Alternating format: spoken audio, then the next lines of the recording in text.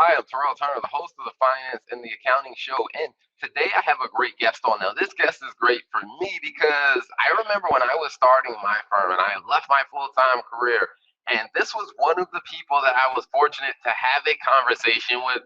And man, the wisdom, the insight, the things that he shared really helped me in a tremendous way as I was starting off. So I wanted to bring him on. So stay tuned for another great show. Welcome to another episode of the Finance and the Accounting Show. This is the place to go for small business owners. If you're looking for a great way to understand the finance and the accounting side of your business, you're in the right place. So stay tuned and enjoy the episode. So without further ado, let me bring in Gary. Gary, welcome to the show. How are you doing? Hey, Terrell, I'm good. It's good to see you again. Thank you for having me. Absolutely, absolutely. And it's one of those things that I try to keep it a ongoing practice of remembering the people who who played a very pivotal role for you, especially when you're in the midst of those changes. And like I said, I remember when I left my full-time job and I was like, okay, all right, how am I going to build this accounting and CFO firm out? And you were definitely one of the people that, gave me an hour of your time and we talked about some things that really made a huge difference. So I definitely am looking forward to this conversation. That's cool. Yeah. I mean, we've all had people in our lives that have done the same thing. And I'll never forget one guy that was one of my first mentors from a business standpoint. And he was a real rock star in our industry, in the advertising world. And he split time between New York. He was the chairman of a global ad agency, huge. And he was he was a living legend from the town that had run my first ad agency in Wichita, Kansas. And he would split time between here and Minneapolis. And one day I was up in Minneapolis shooting some television commercials, and I had let him know that I was going to be in town. And he said, "Hey, let me buy you dinner." And he took me to this really fancy restaurant. I mean, I'm just a Kansas kid that, didn't grow up on a ton. And I was overwhelmed by his kindness and how much he had spent time with me throughout some years. And I said, "Ron, why are you being so kind to me?" And he said, "Gary, people have done the same thing for me. And here's what I'm asking from you, that you would go and do the same for other people." Wow. That's what we should be doing. Awesome. I love it. Now, before we jump into the details, like I said, I definitely want to talk about your awesome podcast, the Anything But Typical. But before we jump into that, help the audience understand a little bit about your background and what you do outside of Anything But Typical. Okay. Yeah. Anything But Typical podcast was just a fun way to give back. But yeah, so I don't fit in any box at all. I did my first turnaround when I was 28 years old, and I had no credentials for it whatsoever. Started as a graphic designer. And then from that turnaround, I thought I was in my forever place, caught my partner and his financial improprieties, let's just put it at that, twice. And because my name was on the door, I either had to destroy him, and everybody in town knew him because he had been the head of corporate communications for Cessna Aircraft, and he was 20 years older than me, or I destroyed my name because we had built a really cool place, had redone a chili factory, and we were kind of a cool hot shop, and we were small. We were a dozen or so people. So my choice was either I destroy his name or I destroy mine, and I wasn't going to do either one. So that's what brought me to Charlotte, North Carolina in 1994. And since then, I've run another 3 companies and done a total of 2 turnarounds, and I've been in 2 Fortune 100s. And so I really don't fit. And I've been in private equity and working with really extremely accomplished, some very famous and some not so famous, but wildly, like billionaire status kind of people.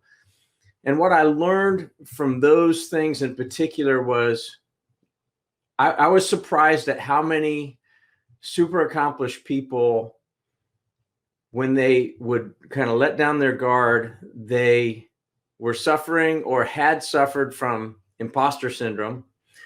Felt like, if people really knew who they were, they wouldn't think that highly of them or whatever. And having lived through the 3 largest bank acquisitions in history at the time when I was at Nations Bank and Bank of America, I really saw how important culture and cultural integration as part of the M&A process should be, because it was not used effectively there. And I really saw it with Daimler Chrysler in particular. I was working with those folks, and you could not get more divergent than the Detroit guys and the German guys. And I remember thinking, well, I guess everything that I believe about culture goes out the window when you get so-and-so big and you just slam these big companies together and it works. Well, it doesn't. It didn't work. 7 years later, it blew up and it was a $24 billion worth of loss. 24 billion. And it's a Harvard Business Review case. And so it just emboldened me even more in my passion for culture, my passion for helping business owners and business leaders get healthy and their management teams healthy, because business should be fun. It doesn't mean that it's not hard. Like, I love working out hard, and in the middle of it, it's not fun, but the rewards are wonderful, and it's a blessing to be able to do it. So that's kind of how I feel about business too. If you get that leadership team functioning well and happy together, the chances of the positive ripple effect going through families that work there, as well as the communities in which we serve, has a much greater chance of positive ripples than the places where it's just a drudgery to go to work. You're treated like a number. You're run as hard as a rented mule.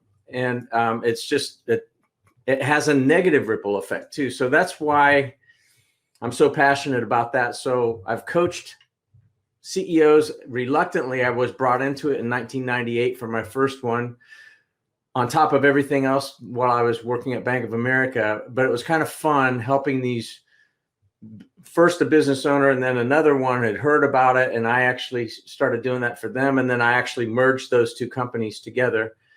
And a few years later, they kept coming back at me and saying, we want you to be our 3rd partner. And they gave me a 1/3 of the company to come in and be the president of it.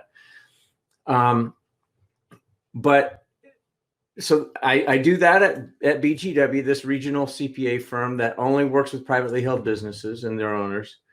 We love helping them grow. So I coach, and I also run business development for the firm. And I'm also helping basically run half of our portfolio of business clients as well. So in a nutshell, that's kind of me. Gotcha. I mean, such a rich history. I mean, there's a couple of things that you mentioned that I definitely want to go back and point to. I mean, when you talked about your first turnaround, at what would, on the outside looking in, seem to be such a young age.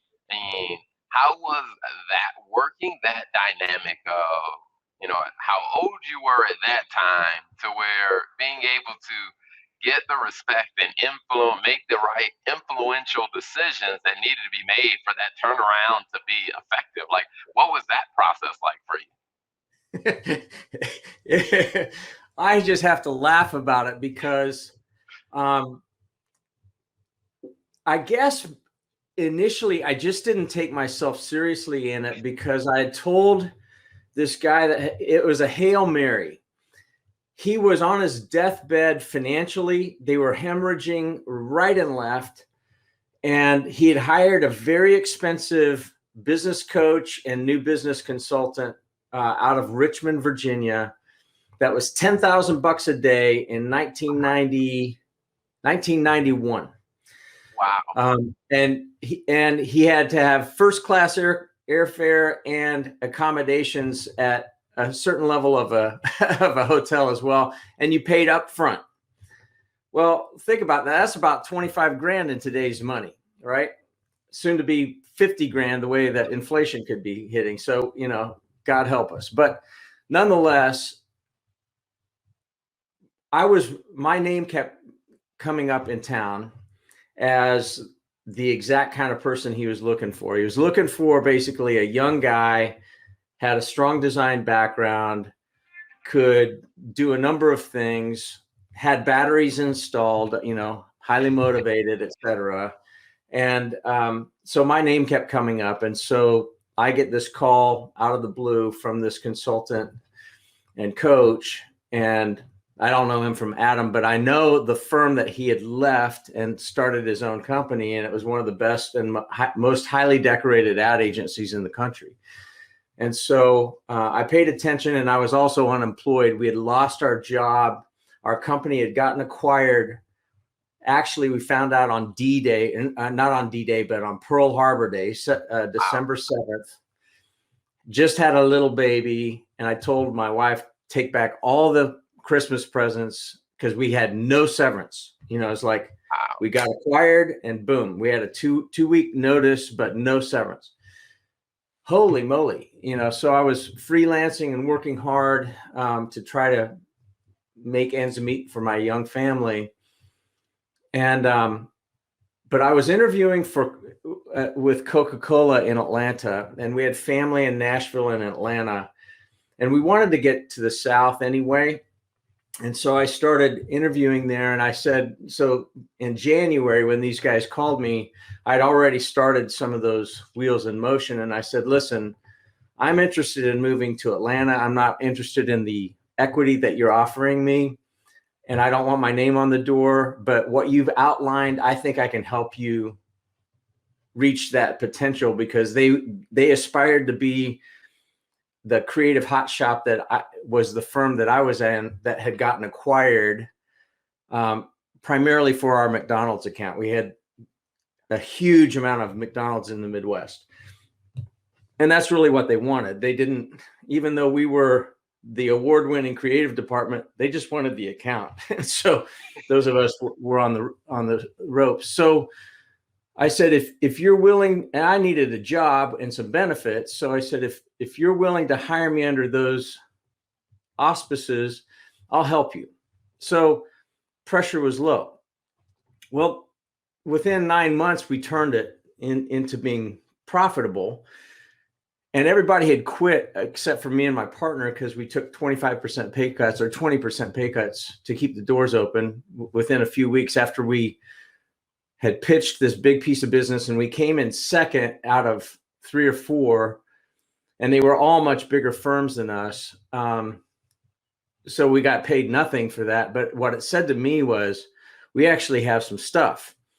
And so once we turned the corner, then I said to my partner, hey, you're going to need 3 people to replace me, and we don't have the money for that. So we hired young folks out of 2 of them in particular out of Wichita State University. And one of the professors there had been a colleague of mine at that really creative hot shop. And so I needed an art director that could get us into the digital world. I needed a copywriter, and then I needed an account service person, because I was doing all of those things. I was selling it, writing it, and art directing it.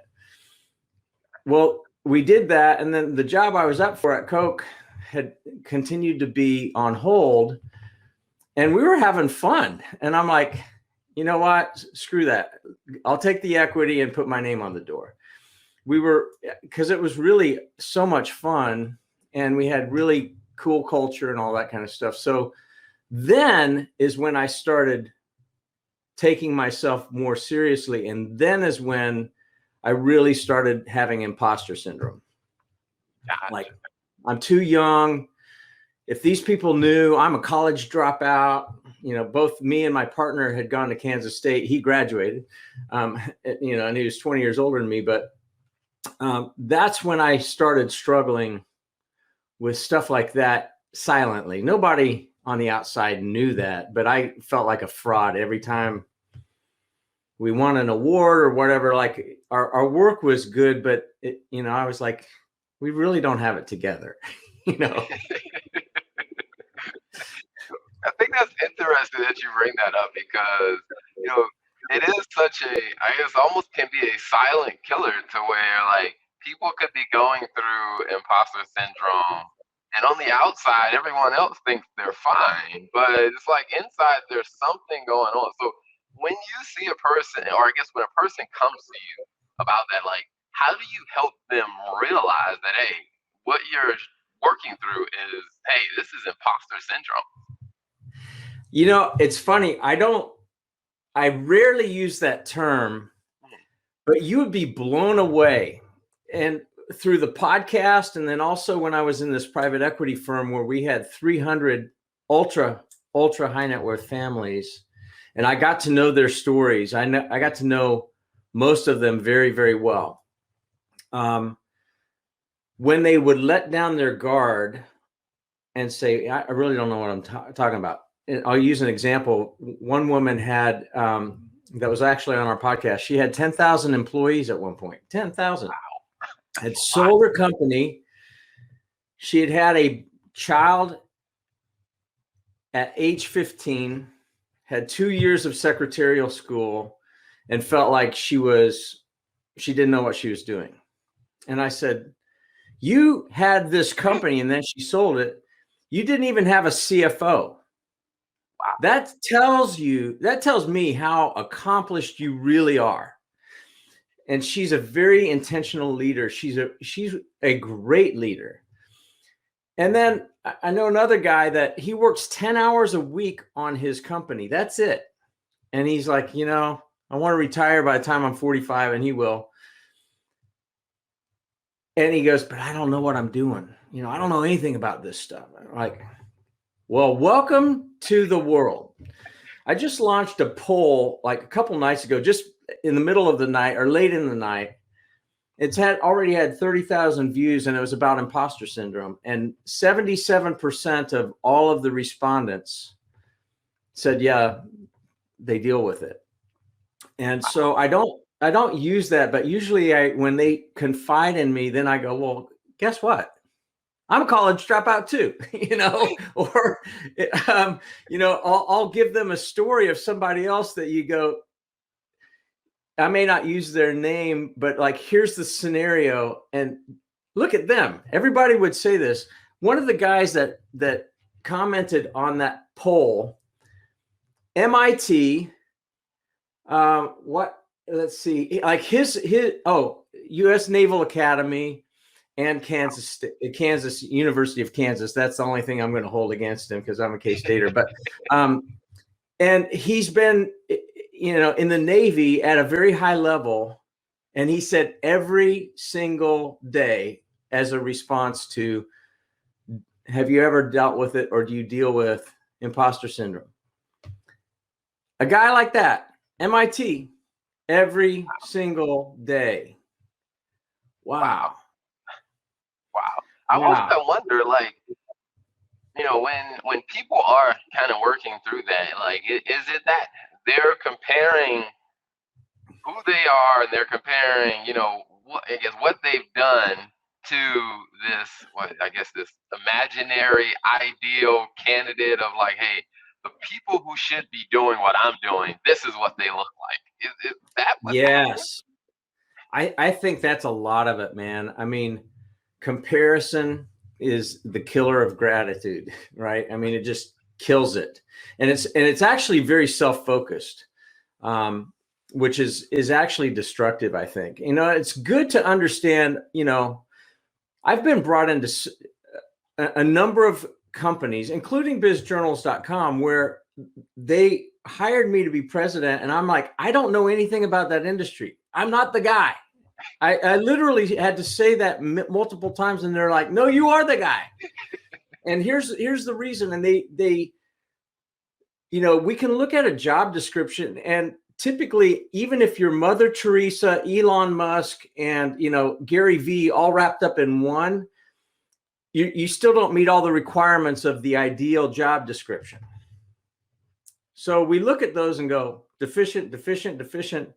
But what they did is in every case, and even I did a turnaround of insulating glass manufacturing company, a sales turnaround. Like, I didn't know anything about that industry. And I said, I don't know. And yet I needed a job.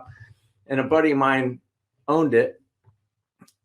Well, when they described the things that they needed, I was like, you know what? I actually am good at those. And that's where, in a very simple form, in 1993, when I discovered this hanky panky going on financially with my partner, I started what's a very crude thing that I call the Thrive Wither. And it's just a simple T-chart, and it has on the left side, thrive, all the stuff that makes you come alive. And on the right side, it has all the stuff that makes you wither. And even at the age of 31 at that time, I had enough information of where I'd been in situations where I knew what kind of made me come alive and the kind of things that were important for me and my family. Moving to New York, where my mentor was not in the cards, nor Minneapolis. It was too cold for some stuff that my wife was dealing with.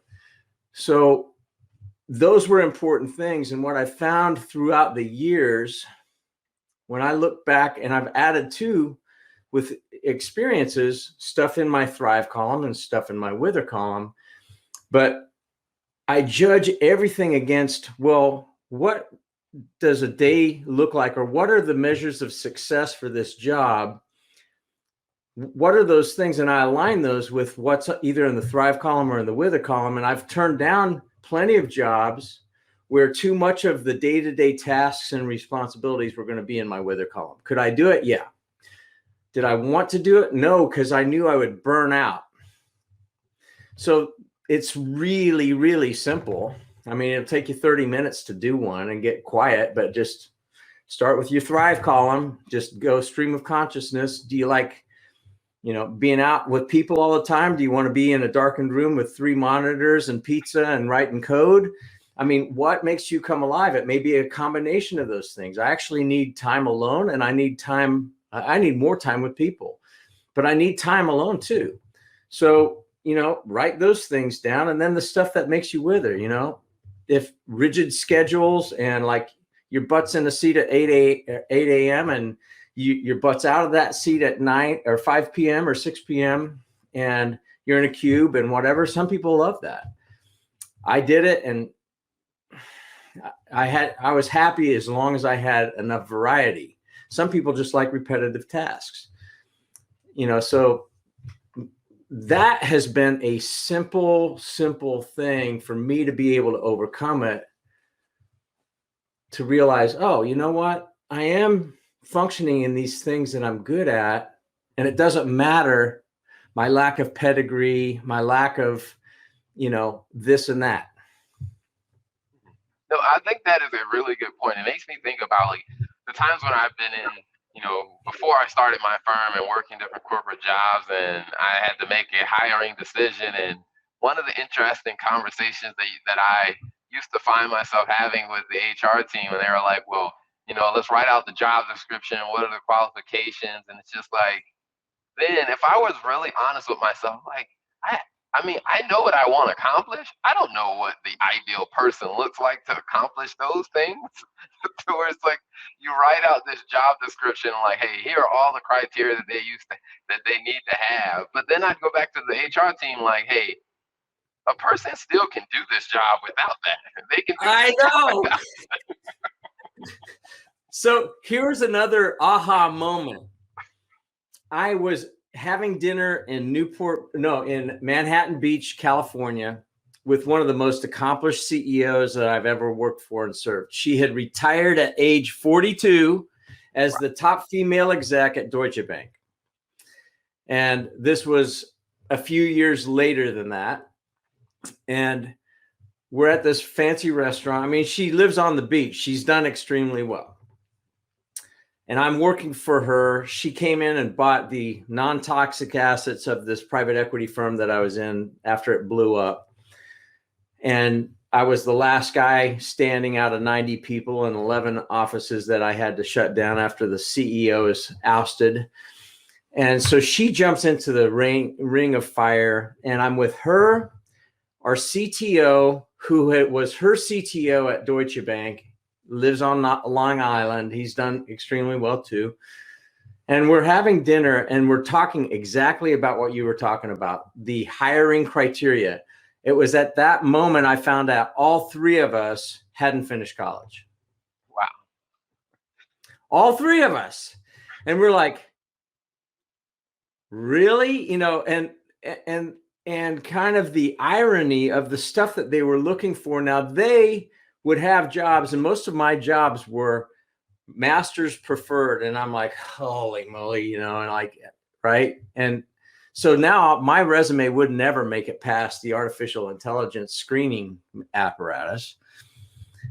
But you're getting exactly to the point. You know, are those really the criteria?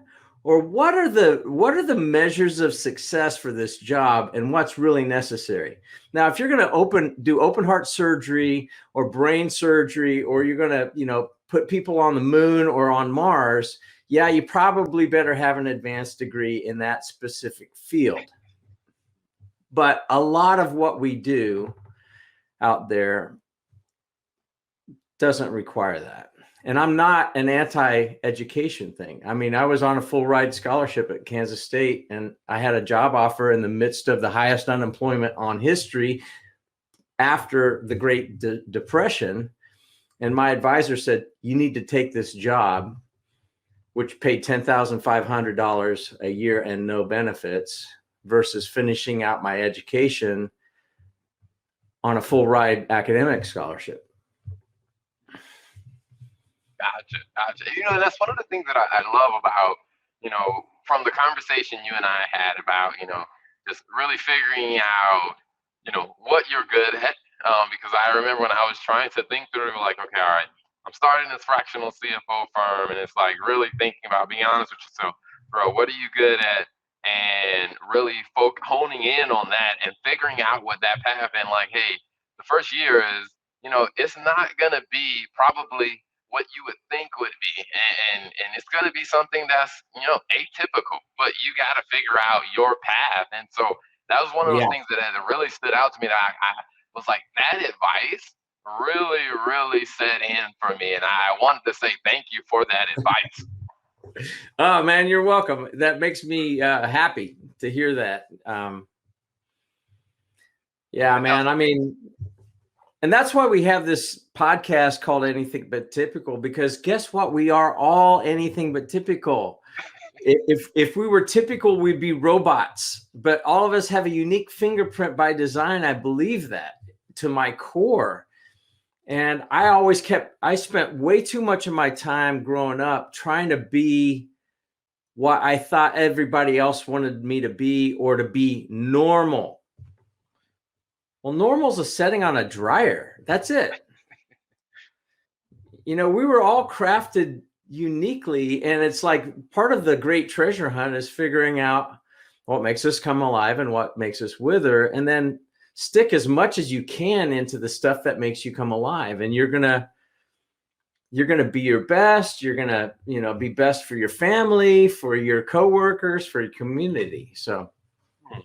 No, I think that is amazing. I mean, that's definitely been one of those things that you know, a mindset that I've kind of embraced in this journey of building the business, is really discovering and actually living out the potential that I'm finding in myself, and the ability to add value to other businesses, to where, you know, that has been a huge thing for us. So before we wrap up, definitely want to tell people a little bit more about the Anything But Typical podcast. What can they expect? And how often does it come out, and where can they listen? Cool. Yeah. So Ben McDonald approached me almost 2 years ago. I had been on his podcast 3 or 4 years ago. He sold his first company when he was 24, and he approached me and said, hey, I'd like to do a podcast with you. And I said, I would love to do that, because he's the age of my youngest son, and he's just a go-getter, smart, you know, and engaging. And I said, 2 conditions. One, I want to call it Anything But Typical. And he said, why? And I gave you the reason why. You know, we're all anything but typical. And I said, secondly, I want to focus on privately held business owners and entrepreneurs in Charlotte in particular. He goes, I love that. Why? And I said, well, because it's lonely running a company. And I want to really focus on what's happening in Charlotte, because I'm tired of being in the shadow of RTP when it comes down to technology stuff in Austin, Texas, or Denver, because I love Charlotte. And there's so many great stories, but I'm not interested in people that are just interested in their podium finishes and look at how great I am. I'm interested in the people that are willing to tell their behind the scenes story, that have some humility, that are willing to share the struggles as well as the triumphs. And so we've had an amazing group of people. Every 2 weeks we launch it. And that's probably the cadence we're going to keep at, because we actually have day jobs that we're doing on top of it. But it's been really cool, and to see how it's growing. And we haven't monetized it. That wasn't why we did it. But we've had a lot of people that have said they've been inspired by it, which is the hope. Awesome. I love it. I love it. Well, final question. One of the questions I love asking every guest that comes on is, when we think back to, the journey that you've been on and kind of where you've been, the ups, the downs, and we think about where you are now, what's 2 pieces of advice that you would share with other business owners? Well, first of all, if you're a business owner and you got the thing off the ground, congratulations. It takes a ton of grit and perseverance, and it's lonely. 2, I would say you're not alone. The self-doubt and the stuff that plagues you, reach out to other people, be in mastermind groups or whatever, places that are safe where you can let your hair down and learn from other people. That's really, really important, because as you go, so does the rest of your company. And if you're unhealthy mentally, physically, emotionally, etc., so will your company. And so, that's what I would say. You're a lot smarter than you think you are. My boss at Bank of America, best boss I've ever had, she would repeatedly say, she could see it. I thought I was concealing it pretty well, but she could see it. She said, Gary, we have more confidence in you than you do. Repeatedly, she would tell me that. And that that helped me, but it wasn't enough. I had to get back to that thrive with her and really understand, like, when I'm in that zone and I'm focused on those areas. Yeah, we all have to do stuff that we don't like to do. We got to take out the garbage, have to clean the toilet and all that kind of stuff. But if that's all we're doing, then we're out of balance. So awesome. I love it. Well, Gary, thank you so much for coming on. It's definitely been a pleasure having you. And like I said, again, thank you so much for the wisdom and the insight that you share, as well as also, what can people search for when they look for you on LinkedIn? Yeah, it's just Gary Frey, I think. I don't know. I think it's just Gary Frey in Charlotte, and that'll take you there. But that's probably the best place to find me. Awesome. Well, Gary, thanks for coming on the show. Hey, it's good to have you, thank you for having me, and it's good to see you. So thank you. Awesome. Thank you for tuning in to another episode of the Finance and Accounting Show. If you like what you heard, don't be selfish. Make sure you hit that subscribe button and then share this with a friend, because you know a business owner that could definitely use this insight. So be sure to hit that subscribe button, share it with a friend, and turn on the notification bell so you get all the updates when we release a new episode.